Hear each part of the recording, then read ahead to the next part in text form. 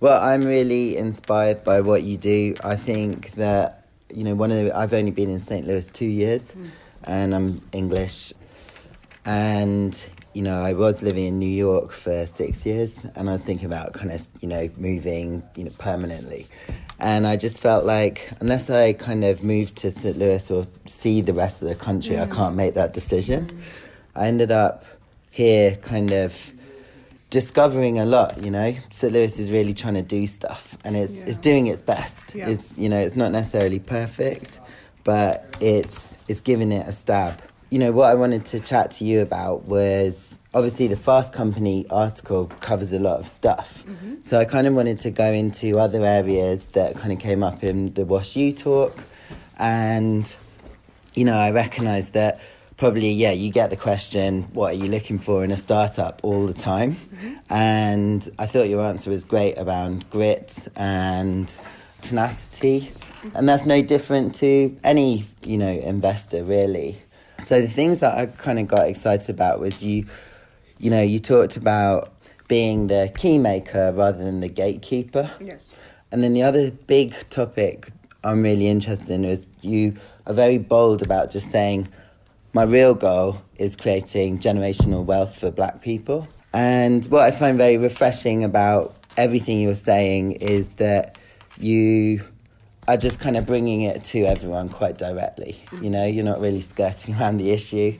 So I guess I wanted to kind of get into that, if possible. Like, you will have had to have taken billions of meetings with people who are kind of considered to have, like, time poor and, millions of other priorities. How have you managed to kind of get them to stop and listen? I tend to gravitate towards people who already are listening. They're listening and they're looking. They're searching themselves. Yeah. Because I just don't buy into the idea that rich people suck. Right. Like, it's just not the way it is. It's not them, us sort of thing. And so I just kind of tapped into this understanding of there are a lot of people who they have the means and they want to figure out how to be part of something different than they've been part of. And there's a lot who don't. And the ones who don't, if they haven't been convinced at this point, it really is not my job or my interest in trying to convince everyone. Yes. It's not. Yeah, it's just like that. To me, that's a wasted energy. And I feel like there are a lot of people who are willing to listen and willing to learn outside of their comfort zone and think outside the box and all those things. So why not pour into that rather than trying to scream into the wind and fight? And that, to me, would be more self-serving. And there, it may not be that the way I'm doing it is the best way. It may be that I'm choosing a path of less resistance. But to me, it just seems more strategic to find people who are seeking out something and have something for them. Yeah, that was what came through in the Fast Company interview, is like you're kind of pragmatic, really, and in fact, in that interview, you basically, say the same around, like, what's the point of trying to kind of move a mountain when there are, pebbles that are kind of able to move? There's like a persistence and a realism about your approach, and yesterday you said that kind of possibly some of these skills came from your sort of previous career in music, and you kind of, got a nose for kind of people and bullshit. With that kind of idea of like wasted energy, it's like that's one of the biggest challenges and tell me if I'm wrong, but my reading is like one of the biggest challenges in any of this kind of progressive stuff is that you can also get kind of resistance from the communities you're trying to kind of impact, because they say, they can feel like the ends don't justify the means. Do you ever encounter that kind of stuff? And do you, what do you say to them? There's no way to please everybody. So absolutely, the more attention I get for this, just by a number of percentages, by numbers and odds, the more I hear in that way. And it's just not enough for me to cower. It is a group, and that group is going to get bigger because anytime you're doing something different, you're going to hear from different people. Yeah.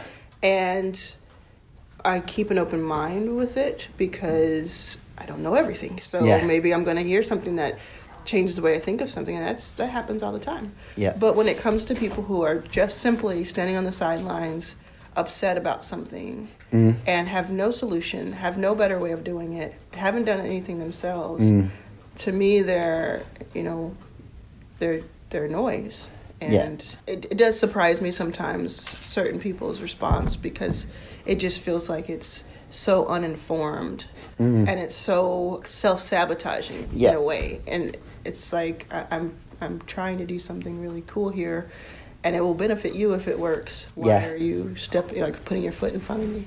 Yeah. But I don't spend a ton of time asking that question. I have the question, I wonder about it, and then I kind of have to move on, because if I sit and just wallow in that, and definitely it hits me, I'm a human, but if I wallow in it, where do I go? Like, what do I do? I like what you just said there. That's another kind of aspect of what you're bringing to the whole conversation, which is, we think of VCs as basically kind of wizards in towers, like inaccessible people with kind of unimaginable wealth and therefore sort of unimaginable control over people's lives. But yeah, it's like you've been sort of bringing a human face to that through your Twitter account, but also, just all of the talks you've given. Talks and mainly, was that a surprise? The work that I do behind the scenes.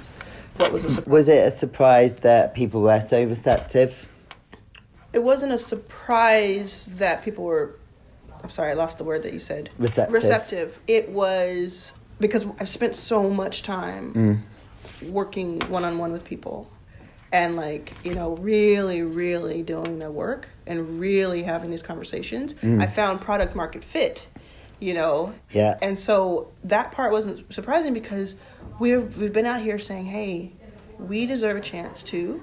This isn't just for some people to have a piece of. Like, the whole country should be invited to it, and then to the table. So that didn't surprise me. I think what does surprise me sometimes is how intense sometimes people are when it comes to when I meet them. Yeah. And it's not bad, but that definitely surprises me. It was like people cry and people, drive from hours away and things like that. And so I'm like, oh, it's really amazing. And I've been around music almost my whole life in some way or another, either as a fan trying to sneak backstage or working, eventually working in music. So I've always had this respect for people who get in line, who stand in line for hours for something, for someone they care about, or who spend their money, or who, have to jump through hoops. I've always thought really deeply about the ticket holder and what they had to do in order to be in the room to listen to the show, to see the show, beyond buying the ticket. Yeah. I think about those stories so much already. So when I'm meeting people and they're saying, hey, I drove 5 hours so that I could maybe get a chance to pitch you for 30 seconds. That's really powerful. It's really something. One of the things that came up in your article as well was there were two aspects. One is that you get this kind of maximalist challenge thrown at you. Like, if we're going to do a black accelerator or, a black tech fund or whatever it's called, it's like you have to be the best in the world. How do you respond to that? And is it even true? So we have internal standards that are very important to us. You can see it in the caliber of people that work with us. You can see it in the companies that we invest in and the way that we treat our companies. That is non-negotiable to me, that we have this standard. Everyone who's working on this feels the same way. They have a standard for themselves, and that's how we kind of found each other. So I know we wouldn't have started the accelerator, for instance, if we didn't think we could do a really great job. Yeah. At the same time, there's very little time between us announcing something or doing something and the world saying, okay, what's next? Okay. Okay, you did that, but you got to now do this to next thing. Yeah. And not really taking into account what it must have taken to do what we've the already first done. bit. Yeah, and so that part is a little frustrating. Yeah. But, you know, we are always, I say internally, we always stay in front of the hype. Yeah. And so there's always something going on behind the scenes that is beyond what you see publicly. So that I never want to get in a situation where we have to catch up to the hype. Yeah. Yeah. But is it even kind of fair or rational of some of those kind of people to even say, you know, if we're even going to do this, we have to be 10 times better than anything absolutely else? not. No, it's ridiculous. Yeah. And also, you know, another thing that happened with the accelerator is people were immediately trying to compare us to Y Combinator. Yeah. I say I want to compete with Y Combinator, but I want to compete with Y Combinator's first year. Yeah.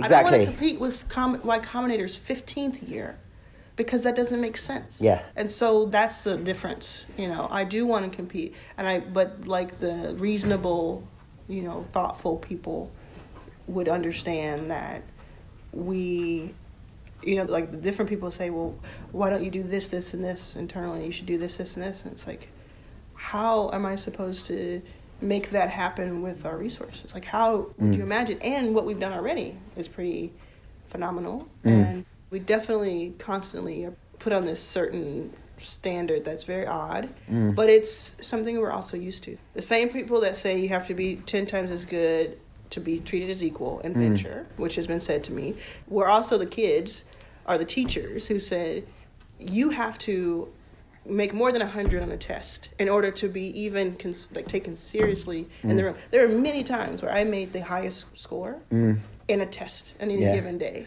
Right. And that was just my entrance fee to be able to be like, oh, okay, well, maybe we'll trust her with the question next time. Yeah. You know, so I'm used to that.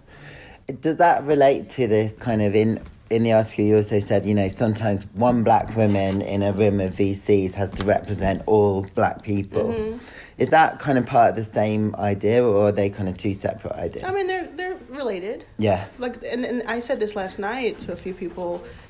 Just because there's another black gay woman in the room doesn't mean they're going to agree with me. Yeah. And that's good. Yeah. That's the point. Like, exactly. That should be competing. I should be challenged. I can't represent everyone. I don't represent everyone. Yeah. I mean, even internally, I don't represent everyone. And there's like 5 of us. There's 5 black women in tech. And we're all mistaken for each other constantly. Right. We're all sent stuff to each other. Yeah. We're all asked for this to the same panels, all of that. And my favorite panels or favorite discussions are with these black women where we don't agree with each other. Yeah. Great. Yeah. Let's, challenge me, please. Not the ones where it's like, well, we'll bring them on to do this point of view, and then we'll bring this guy over to do this point. Doesn't make sense. Because, you know, one of the things I just noticed in general around any kind of, issue, like social justice type issue, is that there's a tendency towards alliances, you know, between, the 5, you know, people that exist. And in a way, that's kind of a shame. It's like, in the end, everyone ends up kind of having to operate like a hive mind, when actually you want kind of people to kind of split out on their own and conquer new territory, form an alliance later. It's just the way it has to happen at the beginning, because you're covering so much ground. Yeah. You don't get very far if you are that splintered. Yeah. And so, you know, you start off with the same idea and the same purpose. Yeah. And so I would say that all of us that I'm thinking of, we have the same purpose. Yeah. And we want to get to the same place. Now, what is exciting to us, and I'll speak for myself, and I would, you know, venture to guess that they would say the same, is that the more things that we do, the more experience we get, the more assets under management we have, the more creative we can be and the more competitive we can be. And that is part of the outlook. That's part of what we want to do. Yeah. Now, we also want to, just like others do, there's, you know, I can go to any city in the world, I can go to any industry in the world, and I can say, oh, I know those guys over there. Literally, those guys are over there, and they are friendly competitors. Yeah. So they might all get in the round, but the one of them's going to try to lead. Like they're going to try to fight to lead. Okay. But at the same time, they're getting that round done. They're getting that funding done for that founder. And so I think that's our next stage here is, we have to be very focused too. So any of this sort of like sabotage or infighting or anything that happens is so counterproductive because we do have to get to the next step before we can do any of that. It's like co-opetition to cooperate and compete. In that sense, initially in the Fast Company article, one of the objectives is, at least from the first 5 million fund, was to get some of these companies to a stage that they can attract follow-on capital. Yeah, and that's happened. Yeah, my friends at Ilerasoft, they've just, they're some of the, I love them. And then yesterday, though, you said, actually you're kind of now gearing up for 100 million is the target because you want to provide the follow-on. Yeah, that's the future. Yeah, for sure. In that sense, playing that kind of role that, is the early stage role, and then allowing others to invest that follow-on capital. That seems like quite a traditional role to play in the VC world as well. Which one? The early stage fund, then brokers the kind of deals for the follow-on capital. Yes.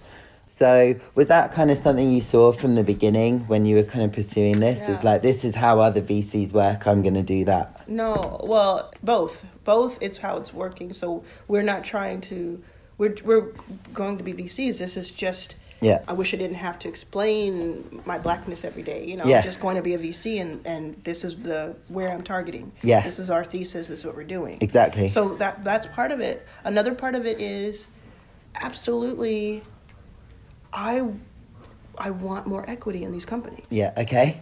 Cool. I want more equity. Yeah. I want. We get to see a lot, and we get to peek into the future.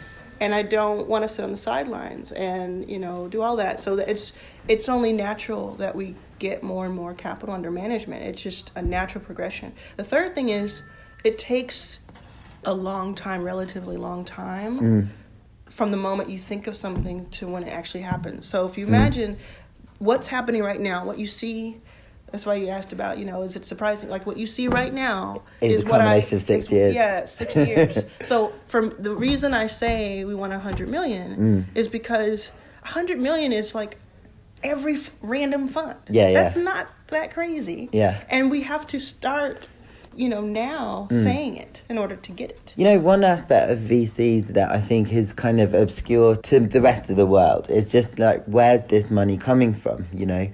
Like, who's putting in $100 million? And, obviously, you've got Microsoft, Airbnb, Slack, that kind of thing. But are there kind of individual investors as well? So I hope that you know that we don't have a $100 million fund. I mean, in your first 5 million, and now you're 36 million. So 100. It's another part of this on top of everything else is just the understanding of venture capital. Exactly. And how it works. So it's not going to be Slack, and it's not going to be Microsoft putting into a $100 million fund. It's a different group of investors. Yeah. It's an institutional at that point. It's not crazy institutional because some institutions have to put $50 million into something because they have such money under management. Yeah. But it becomes now fund of funds. Yeah. It becomes endowments, foundations, some insurance companies, corporations, individual family offices who can put $1 million to $5 million in. Yeah. That's the group you're talking about now. Yeah. So it wouldn't be a Microsoft thing, and it wouldn't be this or that. Yeah. But all of those players are involved in other ways. So you're talking about M&A, thinking about M&A for the future for companies, not only for our companies, but companies that are just run by diverse people. Yeah. And looking into the future for the whole ecosystem. Yeah. So that's the role that they play. Okay. And this part is nothing that I've created. Yeah. This is how the world works. And every fund, so if you look at look at Owler or look at Axios or look at Fortune's daily newsletter, anytime you scroll down to the new funds, anything that is 100 million to 300 million are the people we're talking about right now. Yeah. And that happens every single day. Hundreds and hundreds and hundreds of funds are started. Yeah. And $100 million fund is cute to most people. Exactly, yeah. But does it come from, So you'll attract those institutional investors essentially to get to that next 100 million fund. Are they mission driven in the same way as, do you expect them to be sort of mission driven or performance driven? And both. Yeah. We wouldn't accept anything less. Okay. So they're both, because that's what we are. Yeah. And I can tell you, from 3 solid years of talking to institutionals and talking to them all the time, that there are very few people who are only mission driven who have that type of money. Okay, yeah. They want returns. Yep. And there are people who think that they would get the right returns with the right profile. Now, on top of everything we're doing, not just our thesis, but the fact that we're so early, we're so new, that is hard for institutionals to underwrite. Yep. It just is. It wouldn't matter if I was a white dude. It wouldn't matter anything. Exactly. It's hard for them to underwrite. So I guess what you're getting from this is that, like, everything that we've done is a work in progress. Well, it's a work in progress, but it's probably 100 times harder than it seems. Exactly. Than we make it seem. Yes. One thing Ilarisoft said is, like, you took a very modest investment, you know, a very modest amount of, we invest $25,000 to $100,000 in each company in the first 100 companies. And then they said that the support that you've given them has been massive, connected them in Silicon Valley, they've attracted this follow-on capital. Is that kind of deliberate too, or just hard-nosed economics? It's absolutely in the blueprint when I started that I or whoever ended up working with me would try to provide as much value as possible based on what we knew that some of the pain points were.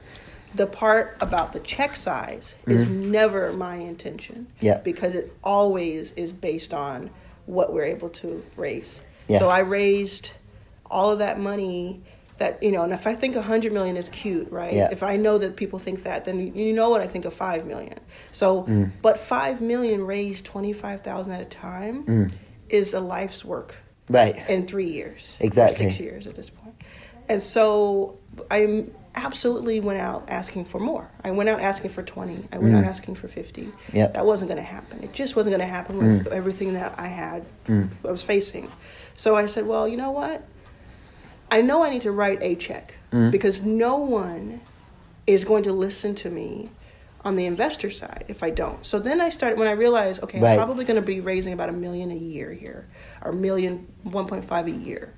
So if I'm going to do that, and I still have the idea that it needs to be bold and there needs to be 100 companies in this portfolio by 2020, then what I need to do is add maybe the $25K or the $50K check is in cash, but maybe $950K is in value. Yeah. But I guess what I'm kind of driving at is, like, probably you had a lot of pressure to take bigger chunks of companies for, for writing checks from your own investors. No. No? Okay. No, because if you're an investor in $1 million fund and you're putting in 25 to 50K, and then you're trying to tell me to take 200K and invest in 5 companies out of that fund, first of all, you wouldn't do that because you want me to spread my bets better.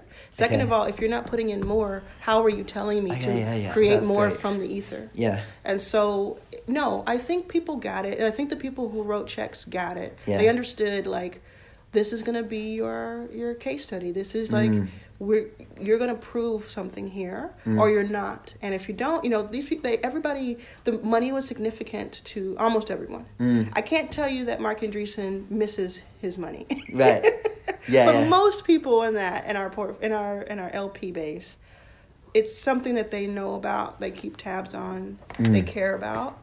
And absolutely there's a few of them who are like, I just did this because it's the right thing to do. It's a good thing. I feel better about myself. Cool. I don't mind that, but I'm really excited to happily surprise them. Yeah. So, no, I don't think I was getting any of that pressure. Okay. I've just heard kind of anecdotes, with the more angel investors where, people were asking for a lot for a little. And them feeling it was because they were minorities and things like that. Yeah. So I've heard those horror stories. Yeah, so that's what we try to do with the value too, because we understand that, like, it takes a lot out of a founder to go through diligence. Yeah. Especially with us, because we were raising as we were deploying. Yeah. So we would meet someone, I would say, I want to be in this round. And then maybe 6 months later, we were able to actually do it. Right. You know, that's tough on a founder. So the founders, most of them, not all, but most of them were sort of chasing us and saying, we just really want to be a backstage company. Yeah. That is the value. What you're doing is the value. Yeah. The amount is, in some cases, it does help them for a little bit, but mostly it's the cachet. You talk about meaningful work, like as something that you're looking for in people. You know, what's interesting about that is, like, obviously, you know, it's a slightly different message to the core Silicon Valley message. So the Silicon Valley message is like, make the world a better place. And you're talking about meaningful work. It's kind of distinct. And I think, you know, making the world a better place, that has a kind of internal logic to it. It's a way for investors to call their founders to kind of, you know, rise to a global challenge and things like that. Presumably there's something similar going on there in terms of, you know, looking for that meaningful work, and you're driven by meaningful work too. How do you communicate within that context of meaningful work with your own, you know, portfolio companies and things like that? Give me a little bit more. Yeah, so, you know, it's like, if you're motivating someone for a race, you know, they have to win the race by being the fastest.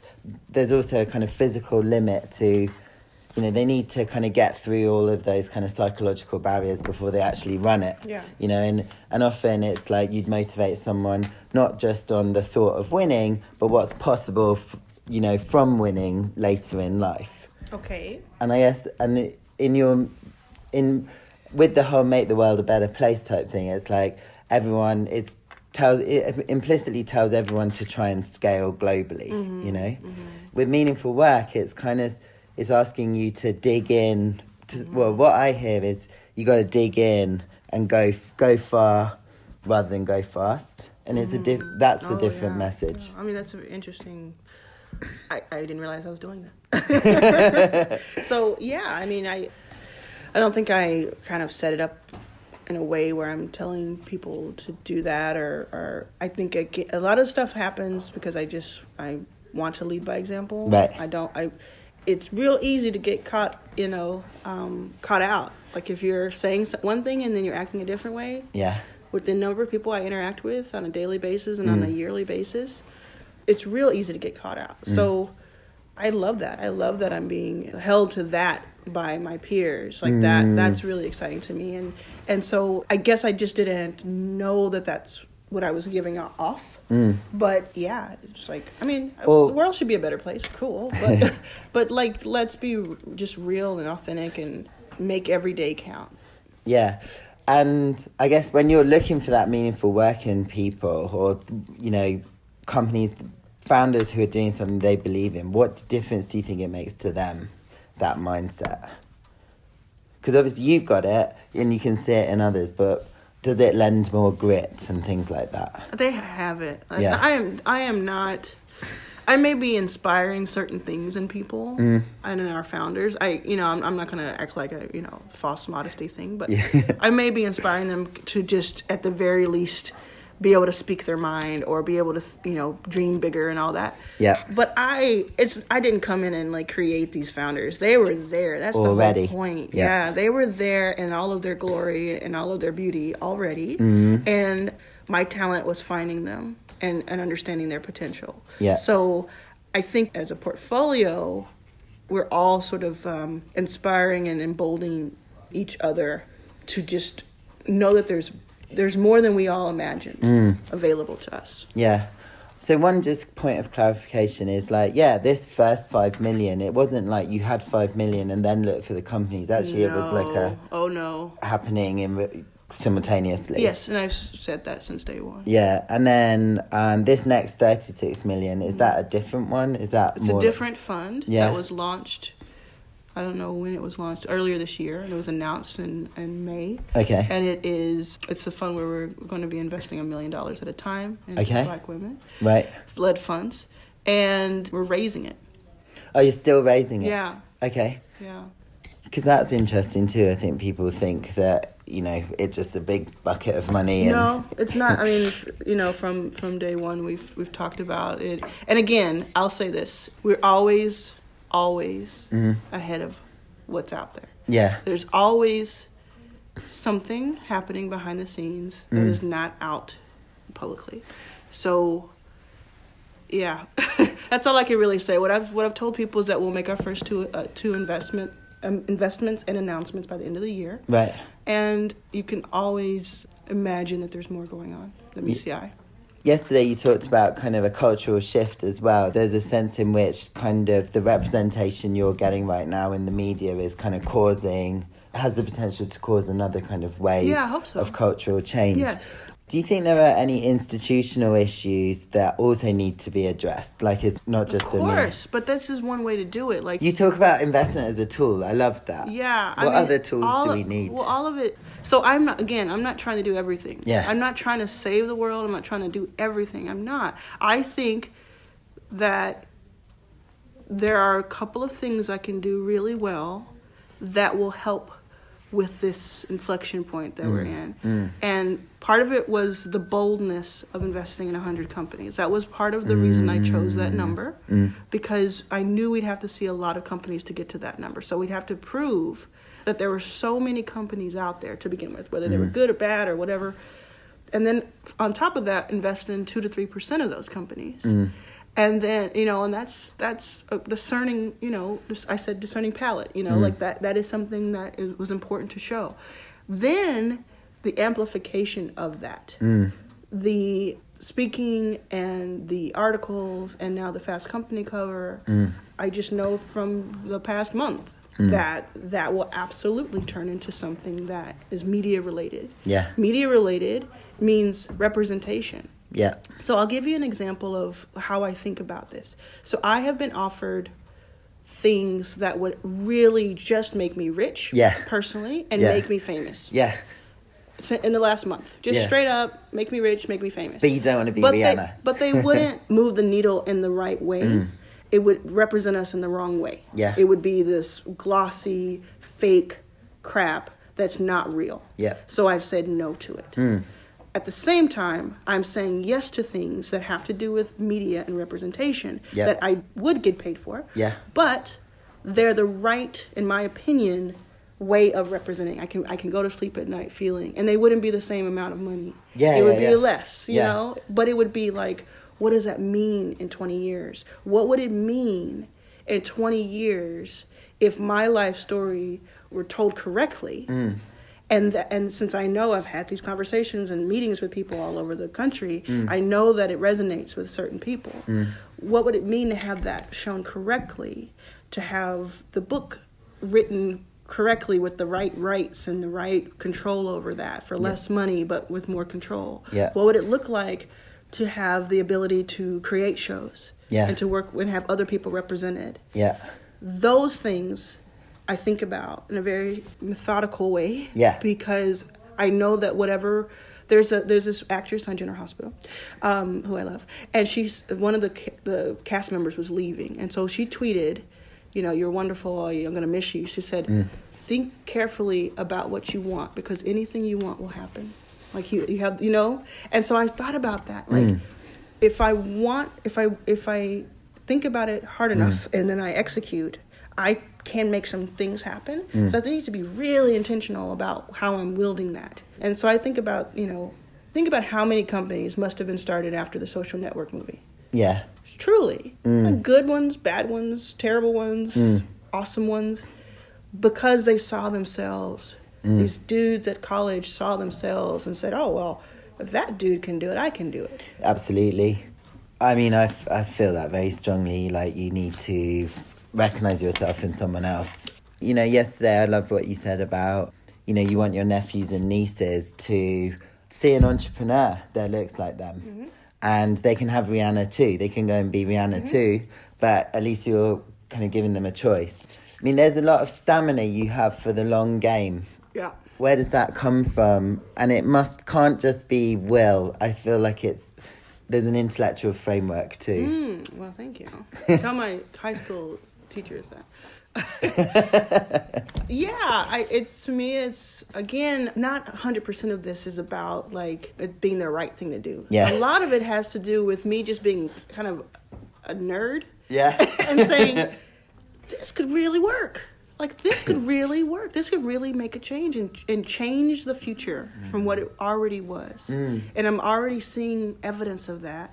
And I want more people, more and more people to have something. To have something. Because if you think about so many things are related to equity. I was just at an event in LA that Jane Fonda was over. Okay. And she was talking about onefairwage.org, spelled out. WNE, fairwage.org. And the whole premise around it is that there should be a fair wage for restaurant workers across the country because they make some, $2 here, $3, and are based on tips. And that of the 13 million restaurant workers, 10 million of them are women. Yeah. And in the 43 states where there is not a fair wage legal mandate, the sexual harassment in those restaurants is double the 7 states where there is. Because if you are a woman working for $3 an hour, you'll do more and you'll accept more for a tip. Yeah. You'll accept more of the leering and the this and that. Yeah.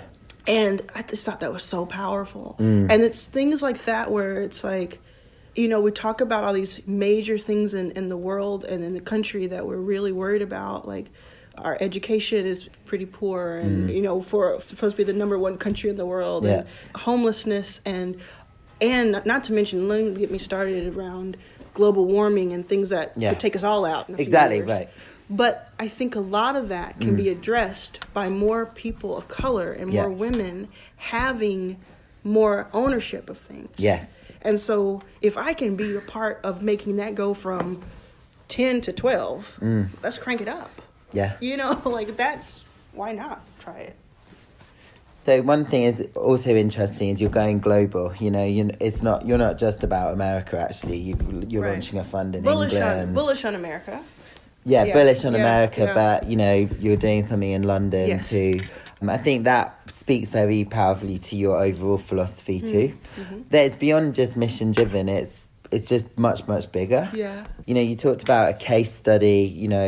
You kind of have a case study sort of fermenting in your mind. And I guess what can a case study do for, and I know you met, and I know I'm not going to write about the Harvard one or anything like that, but just in general, like a case study, what would it do? Does it bring more money? It's in the same category as the TV show. Okay. Or the movie, or the book, or the photograph, or the billboard or the cover of Fast Company. Yeah. The shift. I meet people every day. I meet people who are like Black and brown women. Yeah. Who say, "I feel like I can do more now that you're on that cover. Yeah. I can do more now. I can dream bigger."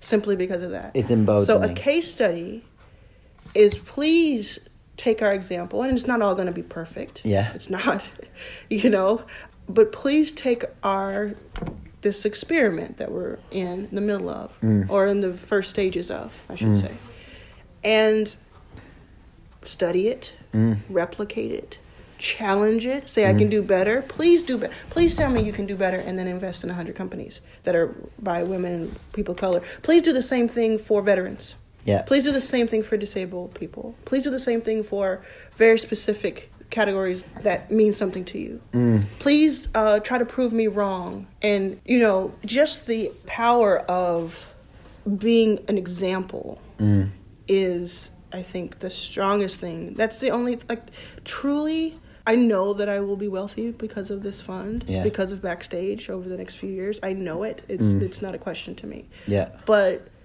even if I'm not, or even if I am, something happens, knock wood, and I'm not around to see it, the example of it is worth all of this. Yeah. It really is.